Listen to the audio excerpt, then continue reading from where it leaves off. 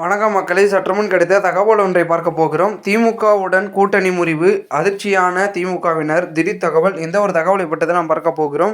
தகவலை பார்ப்பதற்கு முன்னதாக நீங்கள் நம்மளுடைய சேனலுக்கு புதிய பார்வையாளர்களாக இருந்தீர்கள் என்றால் மறக்காமல் நம்மளுடைய சேனலை சப்ஸ்கிரைப் செய்து வைத்துக் கொள்ளுங்கள் மக்களே. தற்பொழுது சிறிய கட்சிகளை மதிக்காததால் தான் திமுக கூட்டணியிலிருந்து விலகி அதிமுகவில் இணைந்ததாக அக்பார்டு பிளாக் கதிரவன் பார்த்திங்கன்னா விளக்கம் அளித்துள்ளார். அதாவது திமுக பெரிய கட்சிகளையும் பணத்தை வைத்து அடிமைப்படுத்துவதாகவும் கூறிய அவர், பணத்தால் எதையும் சாதிக்கலாம் என நினைக்கும் கார்ப்பரேட் கம்பெனியாக அக்கட்சி மாறிவிட்டதாக விமர்சித்துள்ளார். மேலும் 2021 தேர்தலில் கட்டாயப்படுத்திய சூரிய சின்னத்தில் நிற்க வைத்ததாகவும் கூறியிருந்தார். மேலும் இதனால் கூட்டணி எங்களுக்கு பிடிக்கவில்லை என்பதால் நாங்கள் கூட்டணியை விட்டு வெளியேறிவிட்டோம் என்பதையும் உறுதிப்பட தெரிவிச்சிருக்கிறார். தற்போது இதனால் பார்த்திங்கன்னா அதிமுகவுடன் கூட்டணியில் பார்த்திங்கன்னா இணைஞ்சிருக்கிறார்கள்.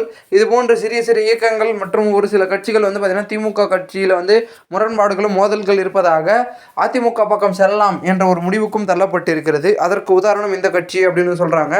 மேலும் ஒரு பக்கம் திமுகவில் இருக்கிறவங்க அதிமுகவில் இணைஞ்சிட்டு வராங்க.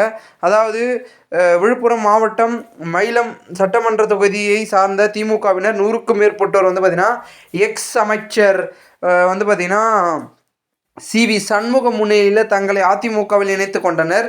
கள்ளப்புலியூரை சார்ந்த திமுக நிர்வாகியான பழனி தலைமையில் இவர்கள் அதிமுகவில் ஐக்கியமாகியுள்ளனர்.